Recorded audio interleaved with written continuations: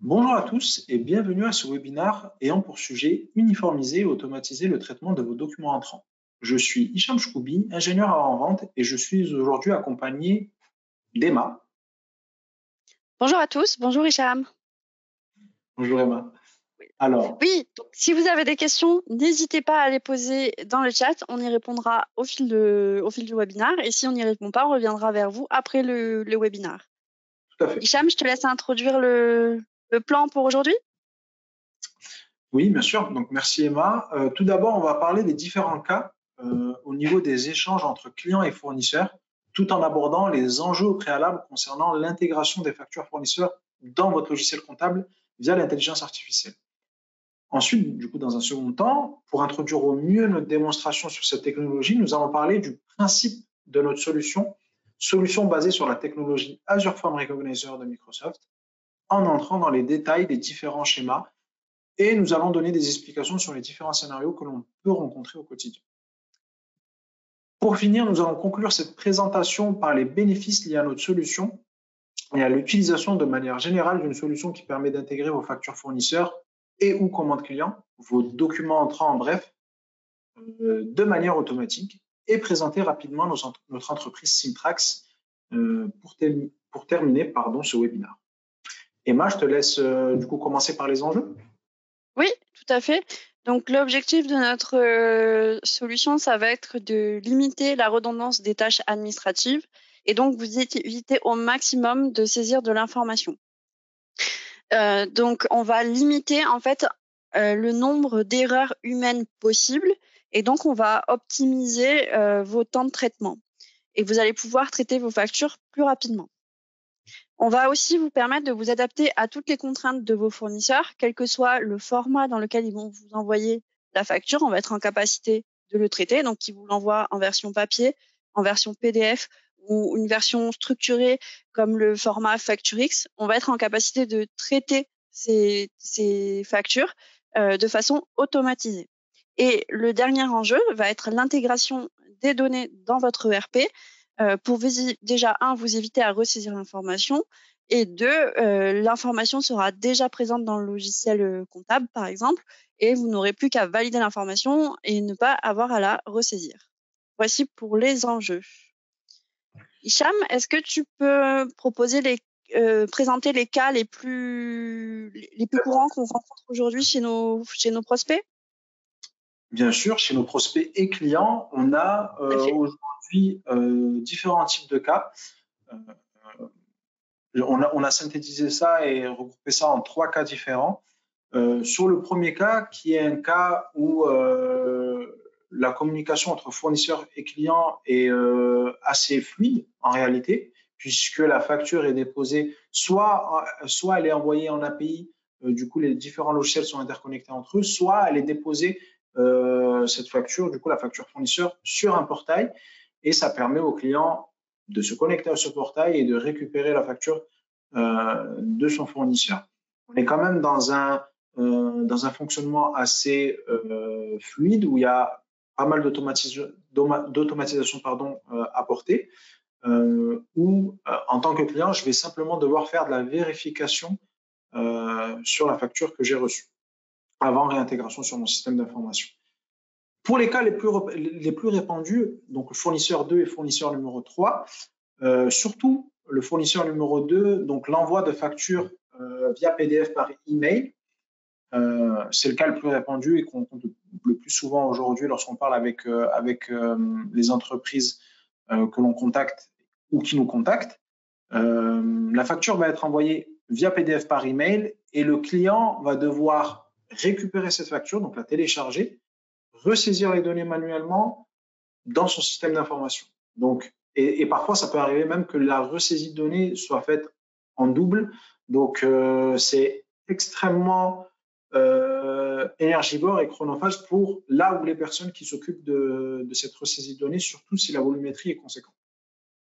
Et pour le dernier fournisseur, le fournisseur numéro 3, un cas qu'on rencontre encore aujourd'hui, même si historiquement, en termes de volume, il y avait beaucoup plus d'entreprises qui fonctionnaient comme ceci. Aujourd'hui, c'est quand même le fournisseur, le deuxième type de cas qui est le plus répandu, mais on rencontre encore aujourd'hui des entreprises qui envoient leurs factures par voie postale. Ça existe. Peut-être que vous, en tant que client qui participez à ce webinaire, vous recevez des factures par voie postale. Donc, c'est pas à vous que je vais apprendre que c'est très dérangeant, demandant en temps, puisqu'il va falloir, mais forcément, il n'y a rien d'instantané, donc il va falloir que la facture arrive. Donc, entre le moment où elle est envoyée et elle est reçue, il y a, disons, un delta de quelques jours. Donc, il faut ouvrir la facture.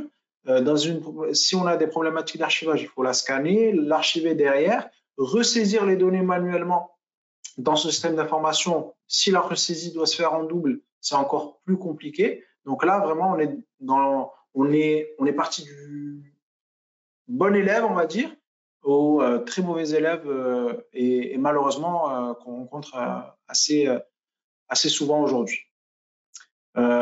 Du coup, l'objectif, c'est d'automatiser un petit peu tout ça. Et je vais te laisser la parole, Emma, pour que tu puisses traiter tout à fait. Comment on peut automatiser une solution.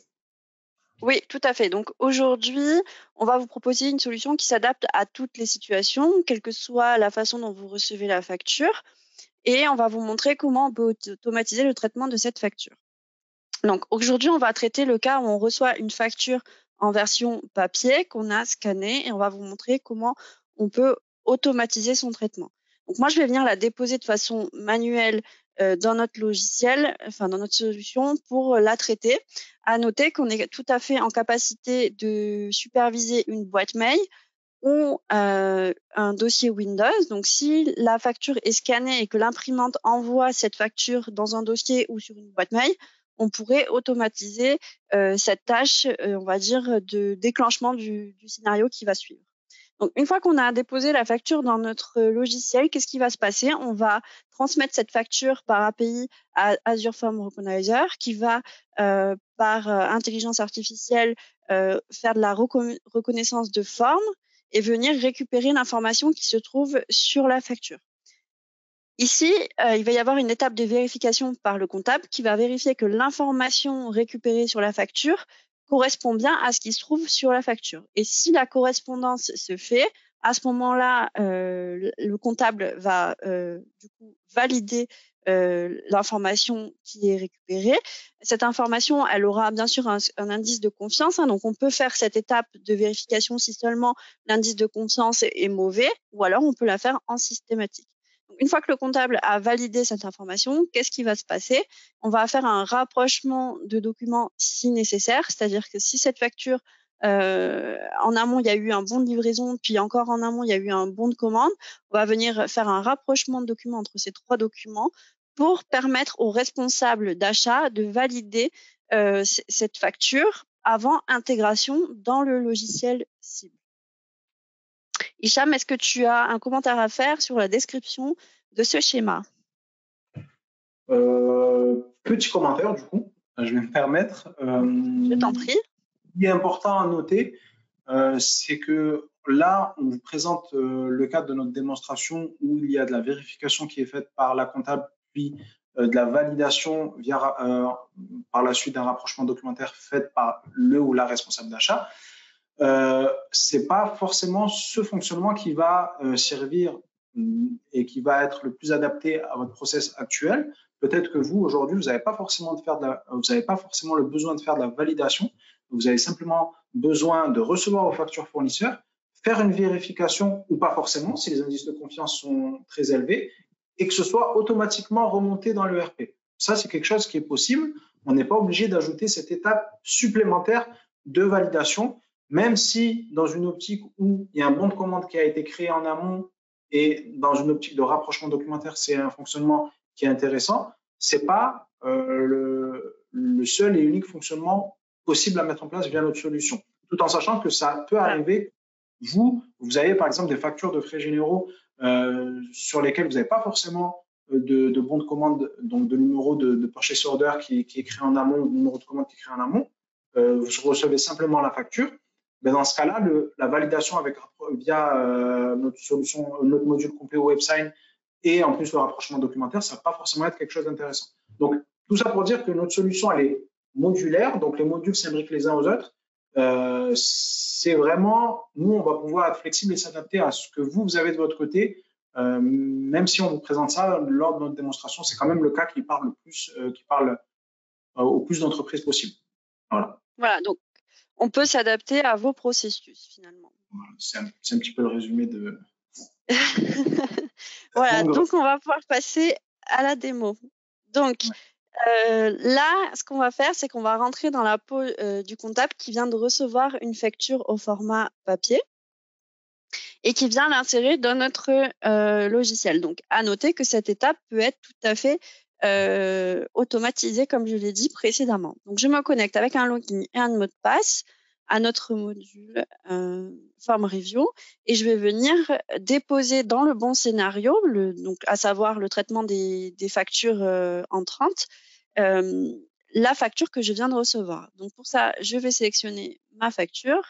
Donc, je vais simplement l'ouvrir pour vous montrer que cette facture, elle est tout à fait classique. Hein, on récupère un certain nombre d'informations dessus. On voit également qu'une information a été raturée et réécrite à la main et on verra qu'on saura la récupérer de façon automatisée. Donc là, je vais tout simplement venir insérer le document dans le logiciel. Voilà, on voit qu'elle apparaît ici et que le statut est en cours. En attendant un tout petit peu et en rafraîchissant, on va voir que la facture va passer en attente de vérification. Voilà, donc là, la facture est passée en attente de vérification. Donc, je suis toujours dans la peau du comptable qui va venir, au lieu de saisir l'information, je vais tout simplement la valider. Donc, on voit qu'on récupère un certain nombre d'informations qui, dans notre processus, nous intéressent. Vous, c'est avoir vos factures, le modèle des factures que vous recevez par fournisseur et également les informations qui vous intéressent. On adapte l'information qu'on va venir chercher sur le document, bien sûr. Donc, on voit qu'on est arrivé à récupérer l'information qui a été raturée et réécrite à la main. On voit que l'information est correctement récupérée. Je peux vous montrer qu'on peut modifier éventuellement ici des mots en écrivant des modèles. Et voilà. À noter également qu'on peut rajouter des champs vides si vous souhaitez rajouter de l'information. Par exemple, si vous souhaitez associer cette facture à un compte, c'est tout à fait possible de le faire à ce moment-là. C'est une demande qu'on a eue de l'un de nos clients. Donc là, je vais tout simplement valider, puisque l'information me paraît bonne. Donc, je la valide et on voit que là, la facture est passée en mode vérifié. Donc, j'ai fini mon rôle de comptable. Donc, je vais maintenant laisser la main au responsable de l'achat qui va venir valider cet achat.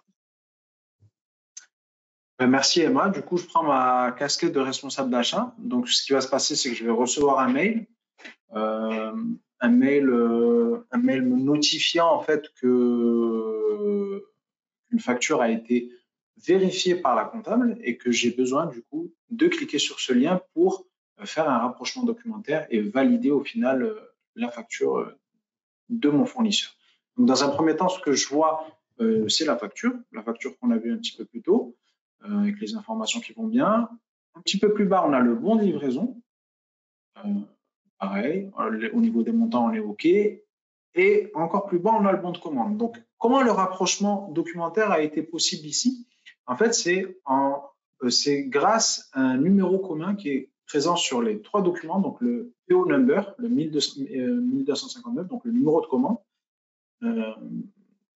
Et c'est grâce à ce numéro-là qu'on a pu faire un rapprochement entre la facture, le bon de livraison et le bon de commande. Ce que je peux remarquer ici, c'est que au niveau des montants, on est OK. Au niveau du PO number, donc du numéro de commande, on a le même numéro de commande, sans quoi, de toute façon, le rapprochement n'aurait pas pu avoir lieu. Et moi, en tant que responsable d'achat, ce que je peux faire, c'est valider, rejeter ou déléguer. La fonctionnalité déléguée, elle est vraiment très intéressante puisqu'elle va me permettre à moi, lorsque je reçois un mail comme celui qu'on vous a montré un petit peu plus tôt, où je dois valider un document, avant réintégration dans mon ERP, si je ne me sens pas responsable de cet achat-là et que je dois déléguer au responsable d'achat d'un autre département, par exemple, je peux mettre le nom de ce nouveau signataire, son adresse email et la raison de cette attribution, la raison de cette délégation. J'ai également la possibilité de rejeter la validation de ce document si je ne suis pas d'accord pour X ou Y raison. Rejeter, ajouter un commentaire et notifier pour quelle raison je ne suis pas d'accord avec avec la validation de ce document. Là, ce que je vais faire, c'est que je vais tout simplement valider la facture de mon fournisseur. À partir du moment où je valide, le document est intégré dans SAP. D'ailleurs, je reçois un mail. Je reçois un mail me notifiant que mon document a bien été intégré dans SAP. Si tu peux me montrer l'email, Emma. Oui, tout à fait. Donc, on va avoir l'email.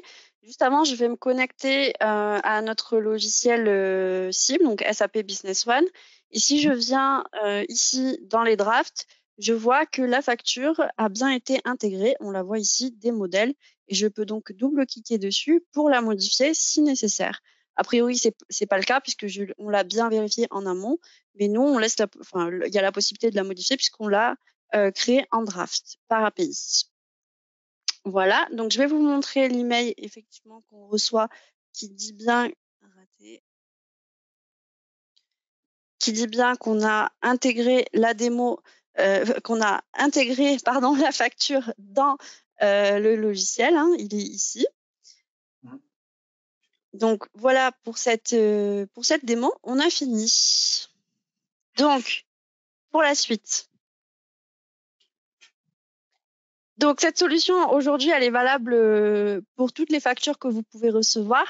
Vous n'êtes pas sans savoir que demain, en ce qui concerne les factures qui proviennent de France, donc on va dire métropolitaine, vous allez pouvoir les réceptionner via le PPF ou via une PDP.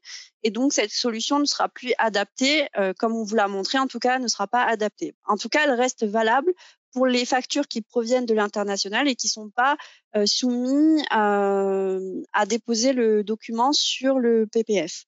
À noter que donc l'ensemble de cette démo reste valable. Il faudra juste tout simplement à la fin remonter vers le portail public de facturation les données de la facture dans le cadre du e-reporting. Exactement. Comment ça va se passer dans le cadre où vous allez recevoir des factures donc de fournisseurs étant en France? Hicham, est-ce que tu peux nous décrire le schéma de cette solution? Dans notre cas ici, on va parler du cas franco-français et aborder, même si c'est pas forcément le sujet aujourd'hui, la facturation électronique qui va entrer en vigueur à partir de 2024. Toutes les entreprises, peu importe leur taille, devront être en capacité à partir de juillet 2024 de réceptionner les factures au format électronique. D'ailleurs, je vous invite à regarder nos précédents webinaires sur le sujet de la facturation électronique, qui sont très bien animés et expliqués, donc n'hésitez pas.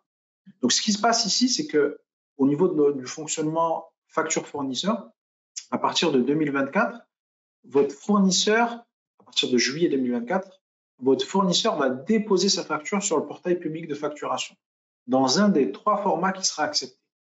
FactureX, UBL ou C2I. À partir du moment où la facture est déposée sur ce portail, pour le côté entrant, donc de votre côté client, c'est à partir de ce moment-là que l'on va intervenir. On va être en capacité avec nos solutions de récupérer ces factures, convertir celles-ci au format souhaité, ajouter une partie validation d'informations si nécessaire et enfin réintégrer vos factures dans votre ERP. Tout ça de manière automatique, bien évidemment. En réalité, si on remarque bien, le fonctionnement de cette solution à partir de juillet 2024 est très similaire à ce qu'on vous a présenté lors de la démo, à part le fait qu'à partir de 2024, pour le cas franco-français, la technologie Azure Form Recognizer qui est intégrée à nos solutions, donc cette technologie de reconnaissance de forme, n'est pas forcément nécessaire puisque la facture va être déposée sur le portail en format structuré. Donc, soit de l'UBL ou du C2I, donc c'est déjà cette texture différente de XML, donc on va avoir du format structuré à 100%, soit du FactureX, donc un PDF avec un XML embarqué à l'intérieur. Donc, on a également du format structuré lisible par la machine.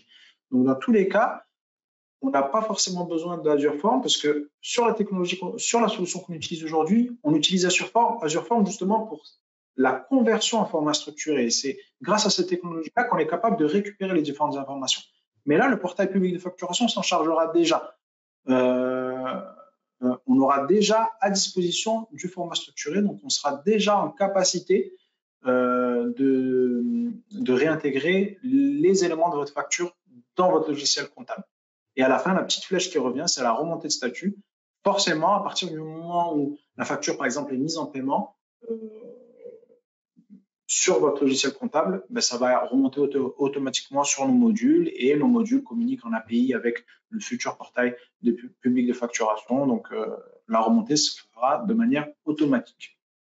Voilà un petit peu le fonctionnement à partir de juillet 2024 pour le cas franco-français, bien sûr, parce que pour le B2B international, il ne faut pas oublier, on en a parlé un petit peu plus tôt, mais on sera toujours sur ce type de fonctionnement, sur le côté entrant, sur le principe de la démo qu'on vous a présenté aujourd'hui. Tout à fait. Et donc cette solution qu'on vous a présentée, elle va vous permettre de réduire donc les erreurs humaines et donc de gagner du temps pour être vous serez plus efficient au final et donc vous allez pouvoir améliorer l'efficacité de votre entreprise et votre productivité. Vous allez donc économiser sur les coûts d'exploitation et réduire en fait les temps de paiement que vous devez effectuer. Donc finalement, on peut dire qu'avec cette solution, vous optimisez la relation client-fournisseur.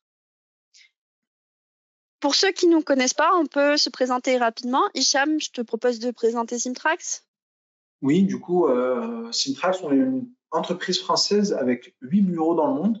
Et avec Emma, nous sommes basés à Nîmes, dans le sud de la France, et on mise beaucoup sur la proximité avec nos clients. C'est d'ailleurs cette même proximité avec nos clients qui nous a permis d'avoir plus de 12 années de fidélité client en moyenne, en plus du fait que nous avons su nous adapter à l'évolution des besoins de nos clients ainsi qu'aux différents défis technologiques qui sont apparus sur les dernières années. Notamment là, on a pu le voir dans le cadre de ce webinaire, la facturation électronique. Ça fait des années qu'on travaille avec les entités publiques sur Chorus Pro, sur le portail du gouvernement, sur la plateforme du gouvernement pour les entités publiques. Et c'est toujours le cas. On est toujours dans des groupes de discussion avec l'AIFE, la DGFiP sur ces problématiques-là. Donc, on a vraiment su s'adapter aux défis que rencontrent les entreprises avec lesquelles on travaille. Et on a, avec les années, acquis une expertise qui est significative avec plus de 3000 installations partout dans le monde. Et du coup, dernier point, nos équipes R&D sont formées régulièrement à intégrer les évolutions technologiques de IBM, SAP et Microsoft, pour ne citer que. Et c'est d'ailleurs avec Microsoft qu'on a travaillé sur la mise en place de la solution qu'on vous a présentée aujourd'hui. Donc, ces partenariats technologiques sont gages de qualité et nous permettent d'offrir à nos clients des solutions certifiées. Emma, tu peux nous montrer sur quels autres domaines nous intervenons? Oui, tout à fait. Donc, en fait, aujourd'hui, nous, on travaille sur la facturation électronique automatisée, que ce soit nationale ou internationale. Donc, ça, vous l'aurez bien compris avec la solution qu'on a proposée aujourd'hui. On est en capacité aussi, et on l'a vu aujourd'hui également, de mettre en place des circuits de validation, mais également de signature électronique. On l'a pas vu aujourd'hui, mais c'est une chose que l'on sait faire. On sait aussi moderniser les flux EDI par API. On l'a vu aujourd'hui également, puisqu'on est capable, comme vous l'avez pu le voir, d'intégrer une facture dans un logiciel comptable par API. On fait également de la transformation digitale des documents. C'est-à-dire que quand on a un fichier plat de type CSV, PDF ou un fichier spool, on est capable de le transformer en fichier structuré du type XML, JSON, etc. Et inversement, quand on a un fichier structuré, on est aussi en capacité de créer un document PDF à partir de ces données. Voilà pour l'ensemble des choses sur lesquelles nous travaillons. Donc, on vous remercie tous et toutes pour votre écoute aujourd'hui et on vous dit à bientôt. À bientôt. Bonne journée. Bonne journée.